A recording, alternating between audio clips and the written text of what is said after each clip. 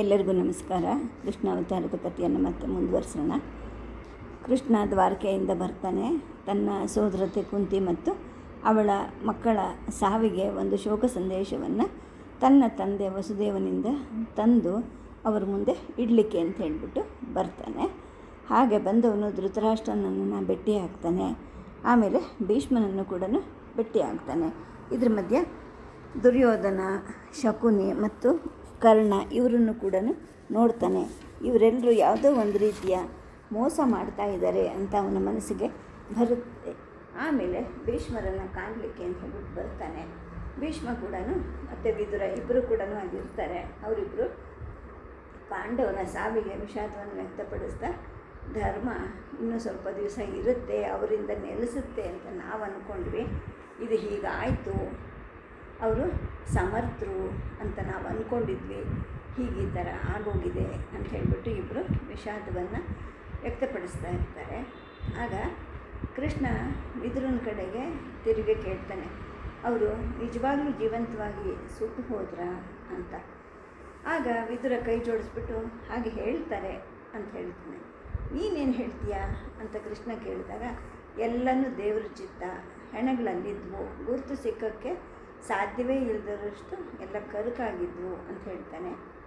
ಆಗ ಕೃಷ್ಣ ಹೇಳ್ತಾನೆ, ದುರ್ಯೋಧನ ಯುವರಾಜ ಮತ್ತು ಶಕುನಿ ಮಂತ್ರಿ, ಆದರೆ ಕುರುಕುಲದ ಗತಿ ಏನಾಗಬಹುದು ತಾತ? ನಿಮ್ಮನ್ನು ಕೇಳ್ತಾ ಇದ್ದೀನಿ. ಏಕೆಂದರೆ ಆರ್ಯಾವರ್ತದ ಭವಿಷ್ಯಕ್ಕೂ ಮತ್ತು ಕುರುಕುಲದ ಭವಿಷ್ಯಕ್ಕೂ ಬಹಳ ನಿಕಟ ಸಂಬಂಧ ಇದೆ. ಧರ್ಮ ಮತ್ತು ಈ ಆರ್ಯಾವರ್ತದ ಭವಿಷ್ಯ ಇವ್ರ ಕೈಯಲ್ಲಿ ಭದ್ರವಾಗಿ ಇರುತ್ತಾ ಅಂತ ಕೃಷ್ಣ ಕೇಳ್ತಾನೆ. ಆಮೇಲೆ ಸ್ವಲ್ಪ ಧ್ವನಿ ತಗ್ಗಿಸಿ ಹೇಳ್ತಾನೆ, ಒಂದು ಸಲ ನಾವು ಅಧರ್ಮಕ್ಕೆ ಮಣಿದ್ವಿ ಅಂದರೆ ಮುಗಿದೋಗುತ್ತೆ, ಅದರಿಂದ ನಮಗೆ ಬಿಡುಗಡೆನೇ ಸಿಕ್ಕೋದಿಲ್ಲ, ಅದರ ಫಲವನ್ನು ಉಣ್ಲೇಬೇಕಾಗುತ್ತೆ ಅಂತೇಳಿ ಹೇಳ್ತಾನೆ. ಈ ತರುಣನ ಚುರುಕು ಬುದ್ಧಿಯನ್ನು ನೋಡಿ ಭೀಷ್ಮರಿಗೆ ಆಶ್ಚರ್ಯ ಆಗುತ್ತೆ. ಅವನ ಮಾತಲ್ಲಿ ಒಬ್ಬ ಪ್ರವಾದಿ ಹೇಳ್ತಾ ಇದ್ದಾನೇನೋ ಅನ್ನಿಸ್ತಾ ಇರುತ್ತೆ. ಆಗ ಅವ್ರಿಗೆ ಅನಿಸುತ್ತೆ, ಇದುವರೆಗೂ ತನಗೆ ಆಗ ಈಗ ಗಡ್ಬಿಡಿಯಾಗಿ ಕಾಣಿಸ್ತಾ ಇದ್ದಿದ್ದು ನಡೀತಿದ್ದ ಸಂಗತಿಗಳ ಅರ್ಥ ಎಲ್ಲ ಈಗ ಸ್ಪಷ್ಟವಾಗಿ ಕಂಡು ಅವರಿಗೆ ಮೈ ಜುಮ್ ಅನ್ನುತ್ತೆ. ಮಗು, ಭಗವಂತ ಕುರುಕುಲವನ್ನು ಕಾಪಾಡ್ತಾನೆ, ಸುಳ್ಳಂತೂ ಆಗೋದಿಲ್ಲ, ಆದರೆ ನಿಜ ಗೊತ್ತಾಗೋದು ಬಹಳ ನಿಧಾನವಾಗಿ ಅಂತ ಹೇಳ್ಬಿಟ್ಟು ಕೃಷ್ಣನ ಈ ಪ್ರಶ್ನೆಗೆ ಉತ್ತರ ಕೊಡೋಕ್ಕೆ ಇಷ್ಟ ಇರೋದಿಲ್ಲ ಭೀಷ್ಮನಿಗೆ. ಹಾಗಾಗಿ ವಿಷಯವನ್ನು ಮತ್ತೆ ಬದಲಾಯಿಸ್ತಾನೆ. ಭಗವಂತ ಕೊಟ್ಟ ಉಳಿದ ದಿನವನ್ನು ಕೌರವ ಸಾಮ್ರಾಜ್ಯವನ್ನು ಕಾಪಾಡಲಿಕ್ಕೆ ಅಂತ ಕಳೀತೀನಿ, ಇದೇ ನನ್ನ ಜೀವನದ ಸಂಕಲ್ಪ, ಅದು ಪೂರ್ತಿ ಆಗತ್ತೆ ಅಂತಲೇ ನಾನು ಇಷ್ಟು ದಿನ ಬದುಕಿದ್ದೀನಿ ಅಂತ ಹೇಳಿಬಿಟ್ಟು ತಾತ ಮೌನವಾಗ್ತಾರೆ. ಒಂದು ಗಳಿಗೆ ನೆಲವನ್ನೇ ನೋಡ್ತಾರೆ. ಆಗ ಕೃಷ್ಣ ಹೇಳ್ತಾನೆ, ನಿಮ್ಮ ಸಂಕಲ್ಪವನ್ನು ಭಗವಂತ ಪೂರ್ತಿ ಮಾಡ್ತಾನೆ ಅಂತ. ಆದರೆ ಭೀಷ್ಮರು ಏನು ಮಾತಾಡೋದಿಲ್ಲ, ಮುಂದೆ ಮಾತಾಡೋಕ್ಕೆ ಅವ್ರಿಗೆ ಇಷ್ಟ ಇಲ್ಲ ಅನ್ನೋದು ಕೃಷ್ಣನಿಗೆ ಅರ್ಥ ಆಗುತ್ತೆ. ತಾತ ನಾನು ಹೋಗುವಲ್ಲ ಅಂತ ಕೇಳ್ತಾನೆ. ಆಯಿತು, ಹೋಗ್ಬಿಟ್ವಾ, ಇಲ್ಲಿಂದ ಹಿಂದಕ್ಕೆ ದ್ವಾರಕೆಗೆ ಹೋಗ್ತೀಯಾ ಅಂತ ಕೇಳ್ತಾರೆ. ಇಲ್ಲ ಕಾಂಪಿಲ್ಯಕ್ಕೆ ಬರಬೇಕು ಅಂತ ದ್ರುಪದ ರಾಜ ಹೇಳಿ ಕಳಿಸಿದ್ದಾನೆ, ಅಲ್ಲಿಗೆ ಹೋಗ್ತೀನಿ ಅಂತ ಹೇಳ್ತಾನೆ. ಆಗ ತಾತನಿಗೆ ಕಣ್ಣುಗಳು ಜಾಗರೂಕವಾಗುತ್ತೆ. ಅವನು ಹೇಳ್ತಾನೆ, ದ್ರುಪದ ನಮ್ಮ ಶತ್ರು, ನೀನು ಅಲ್ಲಿಗೆ ಯಾಕೆ ಹೋಗ್ತಾ ಇದೀಯಾ ಅಂತ. ಆಗ ಕೃಷ್ಣ ಏನನ್ನು ಮರೆಮಾಚಲ್ಲ. ಜನರು ಹೇಳೋ ಹಾಗೆ ಪಾಂಚಾಲ ರಾಜನಿಗೆ ದೃಢವಾದ ಧರ್ಮನಿಷ್ಠೆ ಇದೆಯಾ ಅಥವಾ ಇಲ್ವಾ ಅಂತ ನೋಡೋಕ್ಕೆ ಹೋಗ್ತಾ ಇದ್ದೀನಿ ಅಂತ ಹೇಳ್ತಾನೆ. ಕುರುಗಳ ವಿರುದ್ಧ ದ್ರುಪದನ ಜೊತೆ ಮೈತ್ರಿ ಮಾಡಿಕೊಳ್ತೀಯಾ ಅಂತ ಕೇಳ್ತಾನೆ. ಇಲ್ಲ ಆ ಥರ ಏನು ಮಾಡೋದಿಲ್ಲ ನಾನು, ಆದರೆ ಈ ದುರ್ಯೋಧನನ ಅಧರ್ಮ ಇಳಿಬೇಕು ಅಷ್ಟೇ, ಅದೊಂದೇ ನನ್ನ ಆಸೆ ಅಂತಾನೆ. ದುರ್ಯೋಧನನ ಅಧರ್ಮ ಇಳಿಯೋವರೆಗೂ ನಾನು ಯಾರ ಜೊತೆಗೂ ಯಾವುದೇ ಮೈತ್ರಿ ಮಾಡ್ಕೊಳ್ಳೋದಿಲ್ಲ ಅಂತ ಹೇಳಿಬಿಟ್ಟು ಮತ್ತೆ ತಾತನಿಗೆ ಕೈ ಜೋಡಿಸ್ಬಿಟ್ಟು ಹೇಳ್ತಾನೆ, ಕುರುಶ್ರೇಷ್ಠ, ಇವತ್ತು ನಾನು ಬಹಳ ಅನುಗ್ರಹೀತ ಆಗಿಬಿಟ್ಟಿದ್ದೀನಿ. ದೇವಾಲಯದಲ್ಲಿ ದೇವರ ಪೂಜೆ ಮಾಡದೆ ಅನ್ನಿಸೋ ಅಷ್ಟು ನನಗೆ ಸಮಾಧಾನ ನಿಮ್ಮ ಹತ್ರ ಮಾತಾಡಿದ್ದಕ್ಕೆ ಆಯಿತು ಅಂತ ಹೇಳ್ತಾನೆ. ಕೃಷ್ಣ ಮತ್ತು ಅವನ ಗೆಳೆಯರು ಹೊರಗಡೆ ಬರ್ತಾರೆ. ತಾತ ಕೈ ಚಾಚಿಬಿಟ್ಟು ಅವರನ್ನು ಆಶೀರ್ವಾದ ಮಾಡ್ತಾನೆ. ಇನ್ನೂ 2 ದಿನ ಕೃಷ್ಣ ಹಸ್ತಿನಾವತಿಯಲ್ಲೇ ಉಳ್ಕೊಳ್ತಾನೆ. ತನ್ನ ಸಂದರ್ಶನಕ್ಕೆ ಬಂದ ಜನರನ್ನು ನೋಡ್ತಾ ಕಾಲ ಕಳೀತಾನೆ. ದುರ್ಯೋಧನ ಕೆಲವಾರು ದೇವಸ್ಥಾನಗಳಿಗೆ ಕರ್ಕೊಂಡು ಹೋಗ್ತಾನೆ. ಇದರೆಲ್ಲದರಿಂದ ಕೃಷ್ಣನಿಗನ್ಸುತ್ತೆ, ದುರ್ಯೋಧನ ಕೃಷ್ಣನ ಜೊತೆ ಗೆಳೆತನ ಮಾಡೋಕ್ಕೆ ನಿರ್ಧಾರ ಮಾಡಿದ್ದಾನೆ ಅಂತೇಳ್ಬಿಟ್ಟು. ಸೂತಕ ಇರೋದರಿಂದ ಅಪರಕರ್ಮ ಅಲ್ಲದೆ ಬೇರೆ ಯಾವ ಸಮಾರಂಭಗಳನ್ನು ಮಾಡೋ ಹಾಗಿರಲಿಲ್ಲ. ಪಾಂಡವರು ಸತ್ತ 3 ತಿಂಗಳವರೆಗೂ ಅಶೌಚ ಇದ್ದೇ ಇರುತ್ತೆ. ಇನ್ನು ಈ ಅಶೌಚ ಮುಗಿದ ಮೇಲೆ ಆಸ್ಥಾನ ಮತ್ತು ಹಿಂದಿನ ಉತ್ಸವ ಮತ್ತು ಸಮಾರಂಭಗಳಿಗೆ ತಿರುಗುತ್ತೆ. ಮಾರನೇ ದಿವಸ ಧೃತರಾಷ್ಟ್ರ ಏನು ಮಾಡ್ತಾನೆ, ತಮ್ಮ ಮನೆಗೆ ಕೃಷ್ಣ, ಉದ್ಧವ ಮತ್ತು ಸಾತ್ಯಕಿಗಳನ್ನು ಊಟಕ್ಕೆ ಕರೀತಾನೆ. ಆ ಪ್ರಸಂಗದಲ್ಲಿ ಧೃತರಾಷ್ಟ್ರನ ಹೆಂಡತಿ ಗಾಂಧಾರಿಗೆ ಕೃಷ್ಣ ತನ್ನ ನಮಸ್ಕಾರಗಳನ್ನು ಹೇಳ್ತಾನೆ. ಗಂಡ ಕುರುಡ ಆಗಿರೋದ್ರಿಂದ ತಾನು ಯಾವ ಜೀವನೂ ಕಣ್ಣು ಕಟ್ಟಿಕೊಂಡು ಬದುಕೋ ಶಪಥವನ್ನು ಮಾಡಿರ್ತಾಳೆ. ಆಕೆಗೆ ಮಕ್ಕಳಲ್ಲಿ ಅಪಾರ ವಾತ್ಸಲ್ಯ, ಅವರ ಅಭಿಲಾಷೆಗಳಿಗೆ ಅವಳು ಉತ್ತೇಜನ ಕೊಡ್ತಿದ್ದಾಳೆ ಅಂತ ಕೃಷ್ಣನಿಗೆ ಅರ್ಥವಾಗುತ್ತೆ. ಅಂತಃಪುರದ ಹೆಂಗಸರು ಕೂಡ ಕೃಷ್ಣನ ಭೇಟಿಗೆ ಅಂತ ಬರ್ತಾರೆ. ಅದರಲ್ಲಿ ದುರ್ಯೋಧನ ಹೊಸದಾಗಿ ಮದುವೆಯಾಗಿದ್ದ ಅವನ ಹೆಂಡತಿ ಭಾನುಮತಿ ಕೂಡ ಇರ್ತಾಳೆ. ಕೃಷ್ಣ ಅವಳ ಚೆಲುವಿನ ಸಂಗತಿಯನ್ನು ಕೇಳಿರ್ತಾನೆ. ಆದರೆ 17ರ ಇಷ್ಟು ಚಿಕ್ಕ ಹುಡುಗಿ ಇಷ್ಟೊಂದು ಅಂದಗಾತಿಯಾಗಿದ್ದಾಳೆ, ಇಷ್ಟೊಂದು ಭೋಗಪರಾಯಣೆ ಆಗಿದ್ದಾಳೆ ಅಂತ ಅವನು ಎಣಿಸಿರಲಿಲ್ಲ. ಅವಳ ಕಣ್ಣುಗಳು ಏನೋ ಕನಸು ಕಾಣ್ತಾ ಇರೋ ಹಾಗೆ ಇದ್ದವು. ಅವಳ ಕೆನ್ನೆಗಳು ಕೆಂಪು ಬಣ್ಣದಿಂದ ಮಿರುಗ್ತಾ ಇತ್ತು. ಅವಳ ಮೈಯಿನ ಬಾಗು ಬಳಕು ಎಲ್ಲವೂ ತುಂಬ ಸೊಗಸಾಗಿತ್ತು. ಅವಳು ನಡೆದ್ರೇ ನಾಟ್ಯ ಆಡ್ತಾ ಇದ್ದಾಳೆ ಅನ್ನೋ ಹಾಗೆ ಇರ್ತಿತ್ತು. ಈ ಭಾನುಮತಿ ಕಾಂಬೋಜರಾಜನ ಮಗಳು. ಅವಳು ತನ್ನ ತವರು ಮನೆಯ ಸ್ವಚ್ಛಂದ ವಿಹಾರದ ರೀತಿಯನ್ನು ಹಸ್ತಿನಾಪುರದ ಅರಮನೆಗೂ ಕೂಡ ತಂದಿರ್ತಾಳೆ. ನಿಸ್ಸಂಕೋಚವಾಗಿ ಸ್ವಚ್ಛಂದವಾಗಿ ಎಲ್ಲಂದರಲ್ಲೇ ಓಡಾಡ್ತಿರ್ತಾಳೆ, ನಗ್ತಾ ಇರ್ತಾಳೆ, ಮಾತಾಡ್ತಾ ಇರ್ತಾಳೆ. ಹಿರಿಯರ ಎದುರಿಗೆ, ಅದರಲ್ಲೂ ಅತಿಥಿಗಳ ಎದುರುಗಡೆಗೆ ರಾಜ್ಕುಮಾರಿಯರು ಹೀಗೆ ನಡಿಬಾರ್ದು ಅನ್ನೋ ಈ ಹಸ್ತಿನಾವತಿಯ ಒಂದು ನಿಯಮವನ್ನು ಅವಳು ಗಾಳಿಗೆ ತೂರಿಬಿಟ್ಟಿರ್ತಾಳೆ.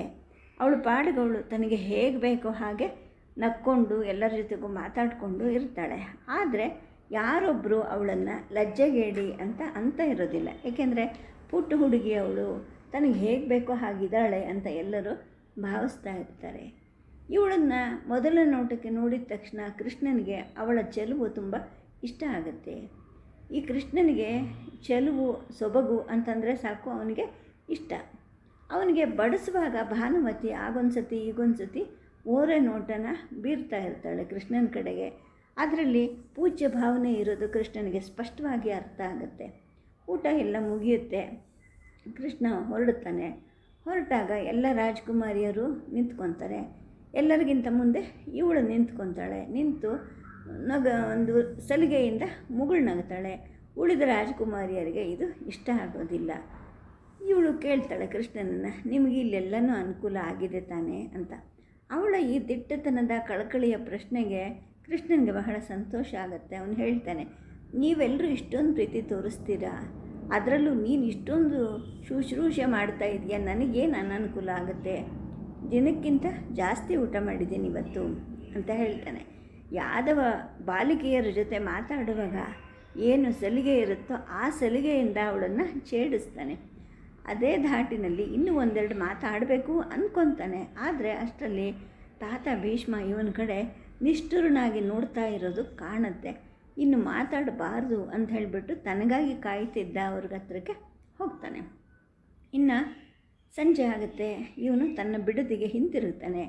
ಹಗಲಿ ಇಡೀ ಇವ್ರ ಜೊತೆ ಮಾತಾಡ್ತಾ ಇದ್ದರೂ ಕೂಡ ಆ ಭಾನುಮತಿಯ ಕೆಂಪು ಬಣ್ಣದ ಕೆನ್ನೆ, ಸುಂದರವಾದ ಬಾಗು ಬಳಕಿನ ವಿನ್ಯಾಸ, ಸ್ವಚ್ಛವಾದ ಕಣ್ಣುಗಳು ಇವನ ಕಣ್ಣಿಗೆ ಕಟ್ಟಿದ ಹಾಗೆ ಅನಿಸುತ್ತೆ.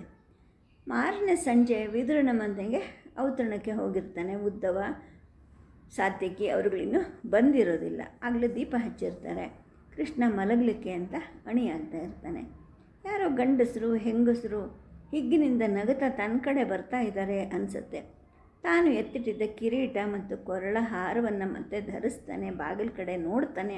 ಅಲ್ಲಿ ದುರ್ಯೋಧನ, ದುಶ್ಯಾಸನ, ಭಾನುಮತಿ ಮತ್ತು ಇನ್ನೂ ಒಂದಿಬ್ಬರು ರಾಜಕುಮಾರಿಯರು ಎಲ್ಲರೂ ಆನಂದವಾಗಿ ಮಾತಾಡ್ಕೊತ ಇವನ ಕಡೆಗೆ ಬರ್ತಾ ಇರ್ತಾರೆ. ಆಗ ದುರ್ಯೋಧನ ಹೇಳ್ತಾನೆ, ವಾಸುದೇವ, ಈ ದೇವಿ ಮಾಡೋ ಗೌರಿ ಪೂಜೆಗೆ ನಿನ್ನನ್ನು ಕರೀಲಿಕ್ಕೆ ಅಂತ ಬಂದ್ವಿ ಅಂತ. ಅವನು ಮತ್ತು ಅವನ ಜೊತೆಗಾರರೆಲ್ಲರೂ ಆಗಲೇ ಮದ್ಯದ ಅಮಲಿಗೆ ಸಿಕ್ಕಿಬಿದ್ದುಬಿಟ್ಟಿರ್ತಾರೆ. ಆಗ ಕೃಷ್ಣ ಹೇಳ್ತಾನೆ, ಇಲ್ಲ ಕ್ಷಮಿಸು ದುರ್ಯೋಧನ, ನಾನೀಗ ಮಲಗಲಿಕ್ಕೆ ಹೋಗ್ತಾ ಇದ್ದೀನಿ ಅಂತ. ಆಗ ಭಾನುಮತಿ ಹೇಳ್ತಾಳೆ, ಇಲ್ಲ ನೀನು ನಮ್ಮನ್ನು ನಿರಾಶೆಗೊಳಿಸ್ಕೂಡ್ದು ನೀನು ಅಂತ. ಅವಳು ಮಾತಾಡಬೇಕಾದ್ರೆ ಅವಳ ಕೆನ್ನೆಯ ಗುಳಿಗಳು ಮಂದಹಾಸವಾಗಿ ಪರಿಣಮಿಸ್ತಾ ಇರುತ್ತೆ. ನಿನ್ನ ವಿಷಯ ಎಲ್ಲ ನಮಗೆ ಗೊತ್ತು. ಬೃಂದಾವನದ ಗೋಪಿಯರಿಗೆ ನೀನು ಪ್ರಾಣಪ್ರಿಯ ಅಲ್ವಾ, ನಾವು ಕೂಡ ಆ ಗೊಲ್ಲತಿಯರಿಗಿಂತ ಕೀಳ ನಿನ್ನ ಪಾಲಿಗೆ. ಹೀಗೆ ಮಾತಾಡ್ತಾ ಇರ್ಬೇಕಾದ್ರೆ ಅವಳು ಒಂದು ರೀತಿಯ 7 ವರ್ಷದ ಹುಡುಗಿನೇನೋ ಅನ್ನೋ ಹಾಗೆ ಒತ್ತಾಯ ಮಾಡಿ ಮಾತಾಡ್ತಾಳೆ. ಅವಳನ್ನು ನಿರಾಶೆಗೊಳಿಸೋದು ಕೃಷ್ಣನಿಗೆ ಕಷ್ಟ ಅನಿಸುತ್ತೆ. ಅವನು ಹೇಳ್ತಾನೆ, ನೋಡು, ಆ ಕಾಲ ಬೇರೆ, ಬೃಂದಾವನದಲ್ಲಿ ಇದ್ದ ಹಾಗೆ ನಾನೀಗ ಇಲ್ಲ. ಅಲ್ಲದೆ ನಿಮ್ಮ ಹಿಗ್ಗು ಮತ್ತು ಹರ್ಷದ ಗುಂಪಿಗೆ ಸೇರೋ ಮನಸ್ಸು ಕೂಡ ನನಗಿಲ್ಲ ಅಂತ ಕೃಷ್ಣ ಹೇಳ್ತಾನೆ.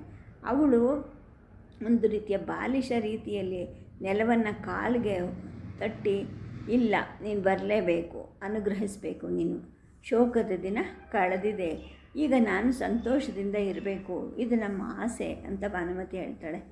ಅವಳು ಮಾತಾಡಿದ ಸಲಿಗೆ ರೀತಿಯನ್ನು ಕೃಷ್ಣ ಮನ್ನಿಸ್ತಾನೆ. ಅರಮನೆಯ ಮರ್ಯಾದೆಗೆ ಅದು ಸ್ವಲ್ಪನೂ ಹೊಂದುತ್ತಾ ಇರಲ್ಲ ಅವಳು ಮಾತಾಡೋ ರೀತಿ. ಈ ಭಾನುಮತಿ ಜೊತೆಗೇ ದುರ್ಯೋಧನ, ದುಶ್ಯಾಸನ ಎಲ್ಲರೂ ಒತ್ತಾಯ ಮಾಡ್ತಾರೆ. ದುರ್ಯೋಧನನ ಅರಮನೆ ಇದ್ದ ಜಾಗಕ್ಕೆ ಅವ್ರ ಜೊತೆಗೆ ಕೃಷ್ಣ ಹೊರಡ್ತಾನೆ.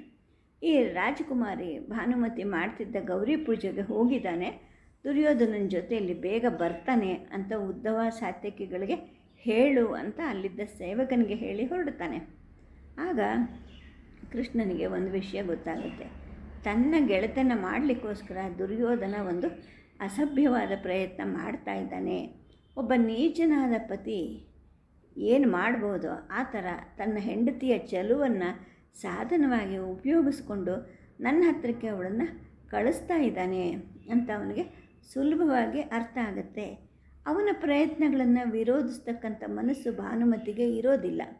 ದುರ್ಯೋಧನನ ಮದುವೆಯಾಗಿ ಕೆಲವು ತಿಂಗಳಾಗಿರುತ್ತೆ. ಜೊತೆಗೆ ಅವಳು ತುಂಬ ಚಿಕ್ಕ ಹುಡುಗಿಯಾಗಿರ್ತಾಳೆ. ಮನೆಯಲ್ಲಿ ಯಾರು ಹಿರಿಯರು ಇಲ್ಲದೇ ಇದ್ದಾಗ ತನ್ನ ತವರು ಮನೆಯಲ್ಲಿ ಇದ್ದ ಹಾಗೆ ಬಟ್ಟೆ ಉಡ್ತಾ ಇರ್ತಾಳೆ. ಒಂದು ಕುಪ್ಪಸ ಕಟ್ಟಿಕೊಂಡು ಹೊಕ್ಕಳಿನ ಕೆಳಗಡೆ ಸೀರೆ ಉಟ್ಕೊಂಡು ಓಡಾಡ್ತಾ ಇರ್ತಾಳೆ. ಇದು ಇಲ್ಲಿಯ ಅರಸು ಕುವರಿಯರ ಪದ್ಧತಿಗೆ ವಿರುದ್ಧವಾದದ್ದು.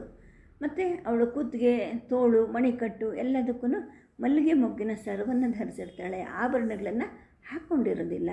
ಮತ್ತು ಅವಳ ಜಡೆನಲ್ಲೇ ಹೂವಿನ ಸರಗಳನ್ನು ಪೋಣಿಸಿ ಹೆಣೆದಿರ್ತಾರೆ. ಸೊಂಟಕ್ಕೂ ಕೂಡ ದಟ್ಟವಾಗಿ ಪೋಣಿಸಿರೋ ಹೂಮೊಗ್ಗಿನ ಒಂದು ಒಡ್ಯಾಣವನ್ನು ಕಟ್ಕೊಂಡಿರ್ತಾಳೆ. ಒಡ್ಯಾಣದಿಂದ ಹಾಗೆ ದಟ್ಟವಾಗಿ ಪೋಣಿಸಿದ ಹೂಮೊಗ್ಗಿನ ಪಟ್ಟಿ ಒಂದು ಮೊಣಕಾಲ್ವರೆಗೂ ನೇತಾಡ್ತಾ ಇರುತ್ತೆ. ಅವಳು ರಕ್ತ ಮಾಂಸದ ಹೆಣ್ಣುಮಗು ಅಲ್ಲವೇ ಅಲ್ಲ, ಹೂಮೊಗ್ಗಿನ ಒಬ್ಬ ಪುಷ್ಪಕನ್ಯೆ ಅನಿಸೋ ಹಾಗೆ ಅವಳು ಹೂವುಗಳಿಂದ ಅಲಂಕಾರ ಮಾಡಿಕೊಂಡಿರ್ತಾಳೆ. ಅವಳು ಸುತ್ತಲೂ ಸುವಾಸನೆಯ ಒಂದು ಮೋಡ ಸುತ್ತಕೊಂಡ್ಬಿಟ್ಟಿರುತ್ತೆ. ಭಾನುಮತಿಯ ಈ ಸುಂದರ ರೂಪ ಅವರ್ಣನೀಯವಾಗಿರುತ್ತೆ. ಎಳೆ ಮಗುವಿನ ಹಾಗೆ ಅವಳು ಆಗಾಗ ಮುದ್ದು ಮಾತಾಡ್ತಾ ಇರ್ತಾಳೆ. ಯಾವಾಗಲೂ ನಗುತ್ತಾ ಇರ್ತಾಳೆ. ಏನು ಕಾರಣ ಇಲ್ಲದಿದ್ದರೂ ಕೂಡ ಅವಳ ಮುಖದಲ್ಲಿ ನಗು ಚಿಮ್ತಾ ಇರುತ್ತೆ. ಎಲ್ಲಕ್ಕಿಂತ ಅವಳ ನಡವಳಿಕೆಯಲ್ಲಿ ತುಂಬ ಸೋಜಿಗ ಅನಿಸೋದು, ಹುಟ್ಟಿದಾಗಿಂದ ಈ ಕೃಷ್ಣನ ಸಂಗಡ ಅವಳು ಪರಿಚಯವಾಗಿದ್ಲೇನೋ ಅನ್ನೋ ಹಾಗೆ ಅವನ ಜೊತೆ ಯಾವುದೇ ಒಂದು ಲಜ್ಜೆ ಇಲ್ಲದೆ ನಿರ್ಭೀತಿಯಿಂದ ಅವಳು ಮಾತಾಡ್ತಾ ಇರ್ತಾಳೆ. ದಾರಿ ಉದ್ದಕ್ಕೂ ಅವಳೊಬ್ಬಳೇ ಮಾತಾಡ್ತಿರ್ತಾಳೆ. ನಿನ್ನ ವಿಷಯ ಎಲ್ಲ ನನಗೆ ಗೊತ್ತು, ಬೆಳದಿಂಗಳ ರಾತ್ರಿ ನೀನು ಇಲ್ಲಿದ್ದರೆ ನಿಮ್ಮ ಗೋಪಿಯರಿಗೆ ಕಲಿಸಿದ್ದನ್ನು ನೀನು ನಮಗೂ ಕಲಿಸ್ಬೇಕು ಅಂಥೇಳಿ ಹೇಳ್ತಾ ಇರ್ತಾಳೆ.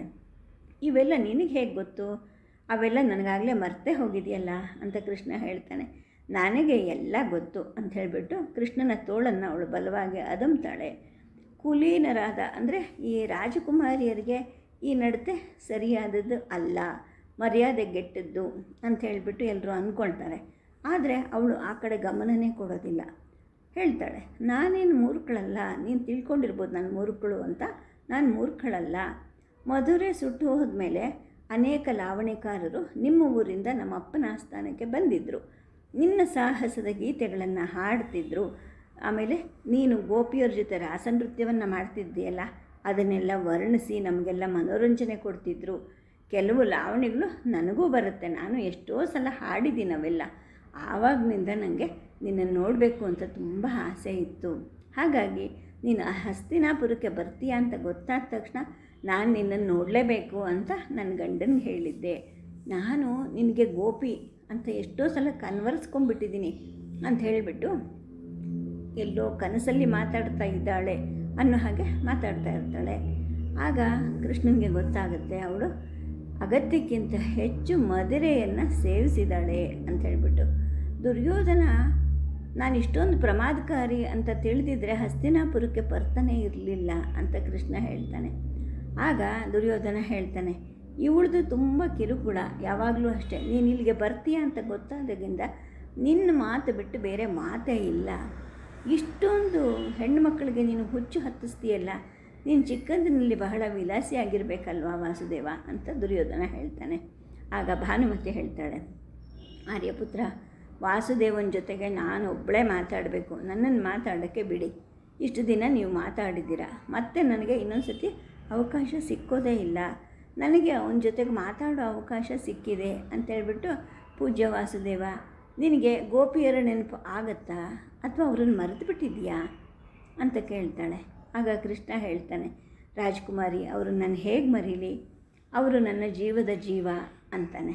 ಆಗ ಭಾನುಮತಿ ಹೇಳ್ತಾಳೆ, ಹಾಗಾದರೆ ನಾನು ನಿನ್ನ ಗೋಪಿ ಆದರೆ ನಾನು ನಿನ್ನ ಜೀವಕ್ಕೆ ಜೀವ ಆಗ್ತೀನಾ ಅಂತ. ಆಗ ಕೃಷ್ಣ ಹೇಳ್ತಾನೆ, ಇಲ್ಲ, ನೀನು ಗೋಪಿ ಆಗೋದಿಲ್ಲ, ನೀನು ಭಾನುಮತಿ, ನೀನು ಯುವರಾಣಿ, ಒಂದಲ್ಲ ಒಂದು ದಿವಸ ನೀನು ಕುರುಕುಲಕ್ಕೆ ಸಾಮ್ರಾಜ್ಞಿ ಆಗ್ತೀಯಾ ಅಂತ ಕೃಷ್ಣ ಅವಳನ್ನು ಛೇಡಿಸ್ತಾನೆ. ಭಾನುಮತಿಗೆ ಅವಸರ, ಅವಳಿಗೆ ತಾನು ಧರಿಸಿರೋ ಮೊಗ್ಗುಗಳಿಗಿಂತ ಹೊಸದೇನೋ ಅನ್ನೋ ಹಾಗಿದ್ದ ತನ್ನ ತುಟಿಗಳನ್ನು ಅರಳಿಸ್ತಾಳೆ. ಅವಳು ಮುಂದುವರಿಸ್ತಾಳೆ, ನಾನು ಸಾಮ್ರಾಜ್ಞಿ ಆದ್ರೇನು ಬಿಟ್ಟರೇನು, ನನಗದೆಲ್ಲ ಬೇಕಿಲ್ಲ. ಹೂವು ಹಾಡು ಕುಣಿತಗಳ ಮಧ್ಯೆ ನಾನು ಬದುಕಬೇಕು. ನೀನು ಬೃಂದಾವನದಲ್ಲಿ ಇದೆಯಲ್ಲ ಹಾಗೆ, ಬೃಂದಾವನದಲ್ಲಿ ಗೋಪಿಯರನ್ನು ತಮ್ಮ ಮನೆ ಬಿಟ್ಟು ಬರೋ ಹಾಗೆ ಮಾಡ್ತಿತ್ತಲ್ಲ ಆ ನಿನ್ನ ಕೊಳ್ಳಲು, ಅದನ್ನು ನಾನು ಕೇಳಬೇಕು ಅಂತಾಳೆ. ಆಗ ಕೃಷ್ಣ ಹೇಳ್ತಾನೆ, ದುರ್ಯೋಧನ, ಕಣ್ಣಲ್ಲಿ ಕಣ್ಣಿಟ್ಕೊಂಡು ನಿನ್ನ ಹೆಂಡ್ತಿನ ನೋಡ್ಕೋ, ನಿನ್ನನ್ನು ಬಿಟ್ಟು ಓಡಿ ಹೋಗಬೇಕು, ನನ್ನ ಹತ್ರ ಬರಬೇಕು ಅಂತ ಅಂತಿದ್ದಾಳವಳು ಅಂತಾನೆ. ಆಗ ದುರ್ಯೋಧನ ಹೇಳ್ತಾನೆ, ವಾಸುದೇವ, ಅವಳ ಮಾತಿಗೆ ಕಿವಿ ಕೊಡಬೇಡ, ಬರೀ ಹರಟೆ ಮಲ್ಲಿ ಅವಳು. ಹಗಲೆಲ್ಲ ಅರ್ಧ ರಾತ್ರಿಯವರೆಗೂ ಇಂಥದ್ದೇ ಅರ್ಥ ಇಲ್ಲದ ಮಾತನ್ನು ಆಡ್ತಾ ಇರ್ತಾಳೆ.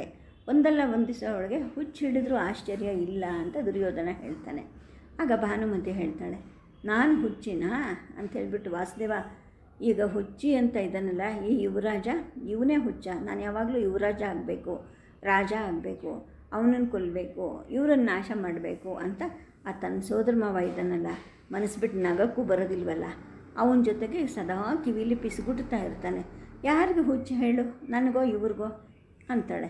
ಇವಳು ಮಾತನ್ನು ಕೇಳಿ ಎಲ್ಲರೂ ನಗ್ತಾ ಇರ್ತಾರೆ. ಆದರೆ ದುರ್ಯೋಧನಿಗೆ ಮಾತ್ರ ಸಿಟ್ಟು ಬರುತ್ತೆ. ಅವನು ಹೆಂಡ್ತಿಗೆ ಬಾಯಿ ಮುಚ್ಚು ಅಂತ ಗದರಿಸ್ತಾನೆ. ಅಂದರೆ ಕುಡಿತದ ಅಮಲು ಏರ್ಬಿಟ್ಟಿದೆ, ಇನ್ನು ಅವಳು ಆ ಅಮಲಿನಲ್ಲಿ ಇನ್ನೇನು ಮಾತಾಡ್ತಾಳೋ ಅಂತ ಅವನಿಗೆ ಭಯ ಆಗಲಿಕ್ಕೆ ಶುರು ಮಾಡುತ್ತೆ. ನಿನಗೆ ಯಾಕೆ ರಾಜ್ಯಭಾರದ ವಿಷಯ, ನಿನಗವೆಲ್ಲ ಗೊತ್ತಾಗೋದಿಲ್ಲ ಅಂತಾನೆ. ಬೇಡ, ನನಗದು ಗೊತ್ತಾಗಬೇಕಾಗೂ ಇಲ್ಲ, ನಾನು ಆ ಮಾತನ್ನು ಆಡೋದೂ ಇಲ್ಲ ಅಂತ ಹೇಳಿಬಿಟ್ಟು, ವಾಸುದೇವ, ಮುಂದಿನ ಹುಣ್ಣಿಮೆವರೆಗೂ ನೀನು ನಮ್ಮ ಜೊತೆನೇ ಇರಬೇಕು, ನಮ್ಮ ಜೊತೆಗೆ ನೀನು ರಾಸಕ್ರೀಡೆ ಆಡಬೇಕು ಅಂತಾಳೆ.